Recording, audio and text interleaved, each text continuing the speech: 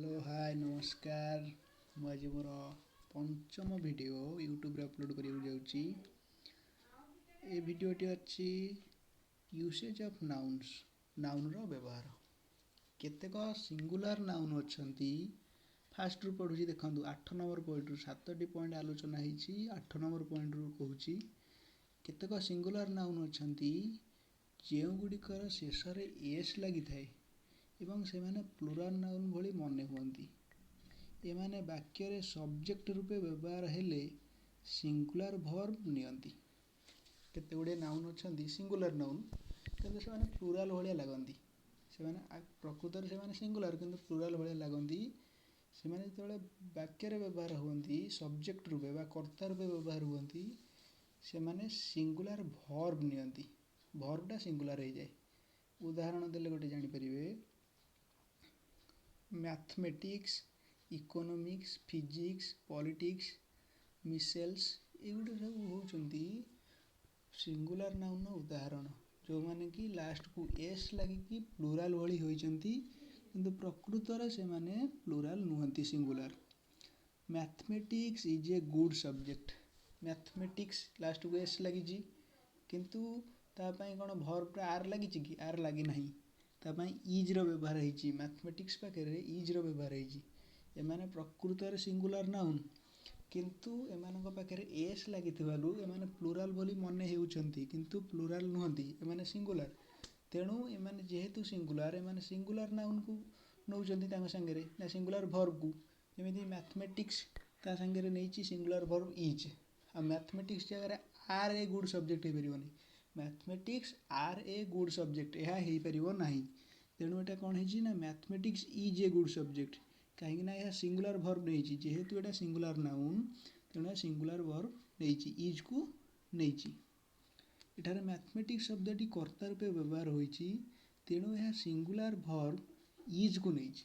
Mathematics T एठारे कर्ता ए वाक्य रे कर्ता होची मैथमेटिक्स तेणु यह सिंगुलर वर्ब इज को नेची आर नै नाही इज को नेची। सेमिति मिसेल्स माने मिळमिळिया रोग। Measles is a dangerous disease. Measles गोटे भारी विपज्जनक रोग। आमे सेठी आर ए रो कहि परिबा नै मिसेल्स इज ए कहिबा। एटा म एठारे लिखि नाही खाली गोटे उदाहरण को आ गोटे उदाहरण दबा पई कहि दिली। तबे 9 नंबर पॉइंट होची अनकाउंटेबल नाउन्स गुडी करे ए एवं आन इत्यादि व्यवहार करा जाय नाही। अनकाउंटेबल नाउन जो गुडी रहले अनकाउंटेबल नाउन को गुडी को ना उभय मटेरियल नाउन एवं अब्स्ट्रैक्ट नाउन जो गुडी की गणी हेबो नाही से गुडी कहउछन ता पूर्वरु आमे ए किंबा आन लगै परिबा नाही। ता पूर्वरु आमे ए किंबा आन लगै परिबा नाही। He gave me some advice. He gave me some advice. Advice एठारे गोटिए अब्स्ट्रैक्ट नाउन। अब्स्ट्रैक्ट नाउन टी अनकाउंटेबल नाउन ने जाउची तेणु आमे एटी ए एडवाइस कहि परिबा नै सम एडवाइस कहि परिबा।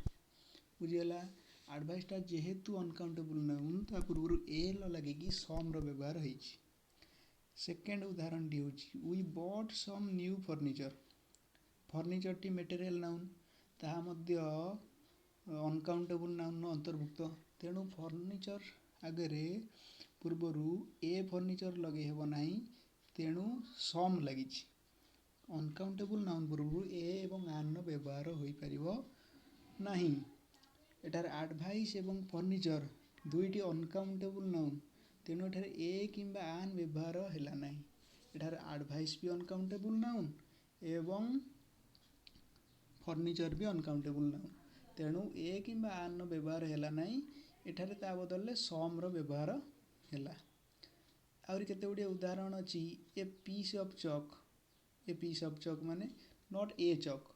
आमे इनडायरेक्टली एठारे ए रो व्यवहार करछु डायरेक्ट करि पारु नाहु। आमे कहूचे a piece of chalk not a chalk. A drop of water not a water. A slice of bread not a bread. आमे ए गोटिए ब्रेड कहि परियो नै ए पीस ऑफ ब्रेड गोटिए खंड रोटी। ए ड्रॉप ऑफ वाटर एक बुंदा पानी। ए ग्लास ऑफ वाटर एक ग्लास पानी। ए पीस ऑफ फर्नीचर गोटिए फर्नीचर माने गोटिए फर्नीचर रु खंडे। A cup of tea गोटिए cup चा। आमे एडी चा को ए किंबा आन द्वारा व्यवहार करि परिबा नाही। बुझियला। ତାପରେ ଆଉ କିଛି କାଉଣ୍ଟେବୁଲ୍ ନାଉନ୍ ଅଛନ୍ତି ଯେଉଁଥିରେ ଆମେ ପରୋକ୍ଷ ଭାବରେ ଏ ଏବଂ ଆର୍‌ର ବ୍ୟବହାର କରିପାରିବା କିନ୍ତୁ ପ୍ରତ୍ୟକ୍ଷ ଭାବରେ ନୁହେଁ। ଯେମିତିକି ଆମେ କହିଲେ ଏ ପିସ୍ ଅଫ୍ ବ୍ରେଡ଼ରୁ ଖଣ୍ଡେ, ଏ କପ୍ ଅଫ୍ ଟି, ଚା କପେ, କିନ୍ତୁ ଆମେ ଏ ଟି କହିପାରିବା ନାହିଁ, ଏ କପ୍ ଅଫ୍ ଟି କହିପାରିବା। ସେଇଥିରେ ଏ ଆଉ ଆର୍‌ର ବ୍ୟବହାର ଅନକାଉଣ୍ଟେବୁଲ୍ ନାଉନ୍‌ରେ ଇନଡାଇରେକ୍ଟଲି ହେବ, ପ୍ରତ୍ୟକ୍ଷ ଭାବରେ ହେଇପାରିବ ନାହିଁ, ପରୋକ୍ଷ ଭାବରେ ହେବ। ପ୍ରତ୍ୟକ୍ଷ ଭାବରେ ଏ ଟି ଆମେ କହିପାରିବା ନାହିଁ, କି ଏ ରାଇସ୍ କହିପାରିବା ନାହିଁ, କି ଏ ବ୍ରେଡ଼୍ କହିପାରିବା ନାହିଁ, କି ଏ ଗୋଲ୍ଡ କହିପାରିବା ନାହିଁ। ସେଠି ଆମକୁ ପରୋକ୍ଷ ଭାବରେ ବ୍ୟବହାର କରିବାକୁ ପଡ଼ିବ a cup of tea, a piece of furniture, ଏମିତିର ବ୍ୟବହାର କରିବାକୁ ପଡ଼ିବ। 10 ନମ୍ବର ପଏଣ୍ଟଟି ହେଉଛି the word fruit is uncountable. Fruit ଫଳ ଶବ୍ଦଟି ହେଉଛି ଅନକାଉଣ୍ଟେବୁଲ୍ ବା ତାକୁ ଗଣି ହେବ ନାହିଁ। ତେଣୁ ଆମେ ଗିଭ୍ ମି 2 ଫ୍ରୁଟ୍ସ କହିପାରିବା ନାହିଁ। ତେଣୁ ଆମେ କହିପାରିବା ନାହିଁ ଯେ ଗିଭ୍ ମି 2 ଫ୍ରୁଟ୍ସ, ମୋତେ 2ଟା ଫଳ ଦିଅନ୍ତୁ, ଏହା ଆମେ କହିପାରିବା ନାହିଁ। କିନ୍ତୁ ଆମେ ଯଦି ଫଳର ନିର୍ଦ୍ଦିଷ୍ଟ ନାମ ନେବା ତେବେ ଏହାକୁ କହିବ। ଯେକୌଣସି ଫଳର ଆମେ ଯଦି ନିର୍ଦ୍ଦିଷ୍ଟ ନାମ ହେବା, ଆମେ ଯଦି କହିବା ଆପୁଲ୍, ଅରେଞ୍ଜ, ମ୍ୟାଙ୍ଗୋ, ଗ୍ରେପ୍ ଇତ୍ୟାଦି ଆମେ ଯଦି କହିବା ବାନାନା, ତାହେଲେ ଆମେ ତା ନାଁ ଧରିକି ତା ନମ୍ବର ଅନୁସାରେ ତାକୁ ଆମେ ମାଗିପାରିବା। ଯେମିତିକି ଗିଭ୍ ମି ଅରେଞ୍ଜ ଅର୍ ଅରେଞ୍ଜେସ୍, ମୋତେ ଅରେଞ୍ଜ ଦିଅନ୍ତୁ, ଗିଭ୍ ମି 2 ଅରେଞ୍ଜ, 2ଟି ଅରେଞ୍ଜ ଦିଅନ୍ତୁ ଆମେ କହିପାରିଲେ। କିନ୍ତୁ ଆମେ ଗିଭ୍ ମି 2 ଫ୍ରୁଟ୍ସ କହିପାରିବା ନାହିଁ। ଏଠାରେ ଗିଭ୍ ମି 2 ଅରେଞ୍ଜ କହିଲା ବେଳେ ଆମକୁ 2ଟି କମଳା ଦିଅନ୍ତୁ ଆମେ କହୁଛେ, ନିର୍ଦ୍ଦିଷ୍ଟ କମଳାକୁ ମାଗୁଛେ କିମ୍ବା ନିର୍ଦ୍ଦିଷ୍ଟ ଆମ୍ବକୁ ମାଗୁଛେ, ତାପରେ ଯାଇକି ଆମର ବାକ୍ୟଟି ସମ୍ପୂର୍ଣ୍ଣ ହେଉଛି। କିନ୍ତୁ ତା ପୂର୍ବରୁ ଆମେ ଯଦି ଗିଭ୍ ମି 2 ଫ୍ରୁଟ୍ସ ବୋଲି କହିଦେବା ତାହେଲେ ହେଇପାରିବ ନାହିଁ, କାରଣ ଏଇଟା କୌଣସି ଫଳର ନାଁକୁ ବୁଝାଉ ନାହିଁ। ତେଣୁ ପ୍ରଥମେ ଆମକୁ ଯେକୌଣସି ଫଳ ନେବା ତା'ର ନାଁକୁ କହିଲେ ଆମକୁ ସଂଖ୍ୟାବାଚକ ଶବ୍ଦ ବ୍ୟବହାର କରିପାରିବା, ନହେଲେ କରିହେବ ନାହିଁ। 11 ନମ୍ବର ପଏଣ୍ଟ, ଆମେ ଜାଣିଛନ୍ତି ଯେ କୌଣସି ନାଉନ୍ ପଦାର୍ଥର ନାମ ହୋଇଥିଲେ ତାକୁ ମେଟେରିଆଲ ନାଉନ୍ ଓ ଗୁଣ ବା ଅବସ୍ଥା କାର୍ଯ୍ୟର ନାମ ହୋଇଥିଲେ ତାକୁ ଅବଷ୍ଟ୍ରାକ୍ଟ ନାଉନ୍ କୁହାଯାଏ। କୌଣସି ନାଉନ୍ ଯଦି ଗୋଟିଏ ପଦାର୍ଥର ନାଁ ହେଇଥିବ ତାକୁ ମେଟେରିଆଲ ନାଉନ୍ କୁହାଯାଏ। କୌଣସି ନାଉନ୍ ଯଦି କୌଣସି ଗୁଣର ନାମ ହୋଇଥିବ, ଅବସ୍ଥାର ନାମ ହୋଇଥିବ ବା କାର୍ଯ୍ୟର ନାମ ହୋଇଥିବ ତାକୁ କୁହାଯାଏ ଅବଷ୍ଟ୍ରାକ୍ଟ ନାଉନ୍। ଏ ଦୁଇଟି ନାଉନ୍ ଅନକାଉଣ୍ଟେବୁଲ୍ ନାଉନ୍‌ର ଅନ୍ତର୍ଭୁକ୍ତ। ଆମେ ଜାଣିଛନ୍ତି ଅବଷ୍ଟ୍ରାକ୍ଟ ଏବଂ ମେଟେରିଆଲ ଏ ଦୁଇଟି ଅନକାଉଣ୍ଟେବୁଲ୍ ନାଉନ୍‌ର ଅନ୍ତର୍ଭୁକ୍ତ। ଏମାନଙ୍କ ପୂର୍ବରୁ କୌଣସି ସଂଖ୍ୟାବାଚକ ଶବ୍ଦ ବା ନ୍ୟୁମେରାଲର ବ୍ୟବହାର ହୁଏ ନାହିଁ। ଏମାନଙ୍କ ପୂର୍ବରୁ କୌଣସି ସଂଖ୍ୟାବାଚକ ଚିହ୍ନର ବ୍ୟବହାର ହୋଇପାରିବ ନାହିଁ। ସଂଖ୍ୟାବାଚକ ଶବ୍ଦ କିଛି ଆମେ ବ୍ୟବହାର କରିପାରିବା ନାହିଁ ଏ ଦୁଇଟି ଅନକାଉଣ୍ଟେବୁଲ୍ ନାଉନ୍ ପୂର୍ବରୁ। ଯେମିତିକି ଉଦାହରଣ, ଆମେ 2 ଗୋଲ୍ଡସ୍ କହିପାରିବା ନାହିଁ। ଯେହେତୁ କୌଣସି ସଂଖ୍ୟାବାଚକ ଶବ୍ଦ ବ୍ୟବହାର କରିହେବ ନାହିଁ, ଆମେ ଏଠି ଗୋଲ୍ଡ ପୂର୍ବରୁ 2 ଲଗାଇ ପାରିବା ନାହିଁ।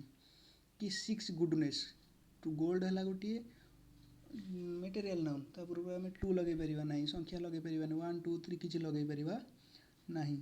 ଗୁଡନେସ୍ ଗୋଟେ ଅବଷ୍ଟ୍ରାକ୍ଟ ନାଉନ୍, ତା ପୂର୍ବରୁ 6 5 2 ଏମିତି ଲଗାଇ ପାରିବା ନାହିଁ। 10 ମିଲ୍କ, କ୍ଷୀର ଗୋଟେ ମେଟେରିଆଲ ନାଉନ୍, କ୍ଷୀରକୁ ଆମେ ତା ପୂର୍ବରୁ 10 ମିଲ୍କ 2 ମିଲ୍କ ଏମିତି କହିପାରିବା ନାହିଁ।